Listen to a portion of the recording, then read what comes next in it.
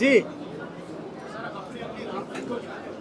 आज की जो नई पीढ़ी है वो सनातन की तरफ ना जाके फिल्म इंडस्ट्री की तरफ और रील पर ध्यान दे रही है। इस पर आप क्या कहेंगे और किस तरह इन लोगों को सुधारने की बात करेंगे? मैं आपसे थोड़ा सा असहमत हूँ।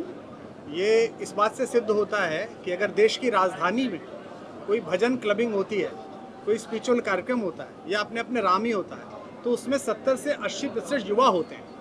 और अगर अंग्रेजी नववर्ष की संध्या पर भी भारत का पर्यटन किसी एक पुरानी मुगलिया इमारत से मुड़कर राम मंदिर की तरफ लौटा है, ब्रज की तरफ लौटा है, तो इस बात का प्रतीक है कि जैसे जैसे भौतिकता बढ़ेगी वैसे वैसे आध्यात्म की चेतना और बढ़ेगी। तो युवा पीढ़ी बल्कि उल्टी ज़्यादा अब आध्यात्म की तरफ, चेतना की तरफ जा रही है, भारत के सांस्कृतिक मूल्यों की तरफ जा रही है। जी।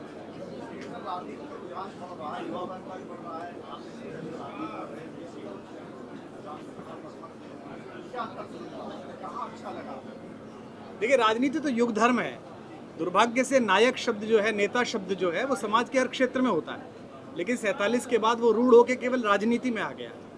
तो वो तो हर जगह है। उसको जो बचाना है राजनीति को, वो उसकी मूल्य धर्मिता को बचाना है। जो माननीय हमारे राज्यसभा के उपसभापति जी ने जैसा निवेदन किया कि भारत ने लोकतंत्र की रक्षा की है, भारत के चारों तरफ के देश जल रहे हैं, वहाँ विदेशी हस्तक्षेप है, वहाँ का नागरिक सुरक्षित नहीं है। भारत केवल इसलिए क्योंकि पूरे 80 वर्ष के आसपास के जीवन में लोकतंत्र एक बार प्रकंपित हुआ, इमरजेंसी के समय में, और उस समय भी उसके दोनों तरफ कुछ ऐसी हथेलियां थी जिन्होंने उस दीपक को बुझने से बचाया।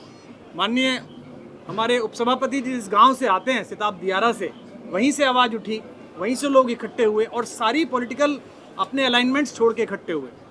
तो भारत का लोकतांत्रिक भविष्य जितना सुरक्षित रहेगा, इस देश की आर्थिक, आध्यात्मिक, सामरिक जो समृद्धि है वो उतनी सुरक्षित रहेगी। सबसे बड़ी बात है कि जो पत्रकार है वो दूसरी तरफ खड़ा हुआ है, जैसे आप खड़े हुए हैं, उसे एक नैतिक लाइसेंस प्राप्त है समाज की व्यवस्थाओं से प्रश्न करने का कि ये क्यों नहीं हुआ, ये क्यों नहीं हुआ। तो इस गांव में, छोटे से गांव में से निकले हुए एक लड़के ने ये सोचा कि ये किसी के करने के बजाय हम कर देते हैं। तो आप चूंकि आजकल पब्लिक स्क्रूटनी में हैं, लोकप्रिय होने का मतलब, जगत ज्ञापित होने का मतलब केवल ये नहीं है कि आप उसके लाभ ले सकें।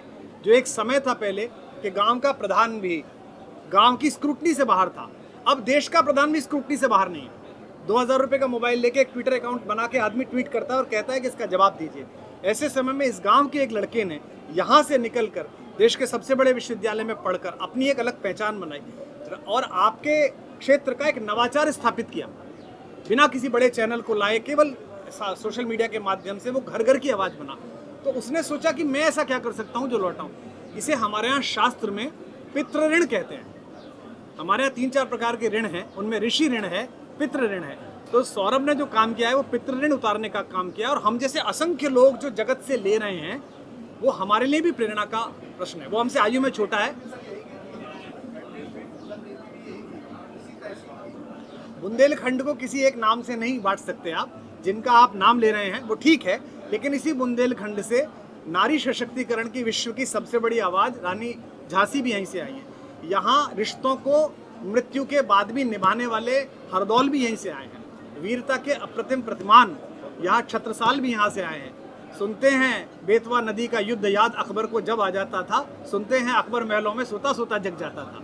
तो भारत को वीरता की परिभाषा सिखाने वाला भी आर्टिफिशियल इंटेलिजेंस के ज़माने में पुस्तकालय इसलिए साबित होगा कि आर्टिफिशियल इंटेलिजेंस खुद ही कह रहा है कि वो आर्टिफिशियल है और पुस्तक रियल है। तो पुस्तक जिस कल्पना जगत का निर्माण करती है, पुस्तक जिस सोच का निर्माण करती है, वो एआई नहीं कर सकती और वो डिजिटल मीडिया नहीं कर सकता। बहुत धन्यवाद।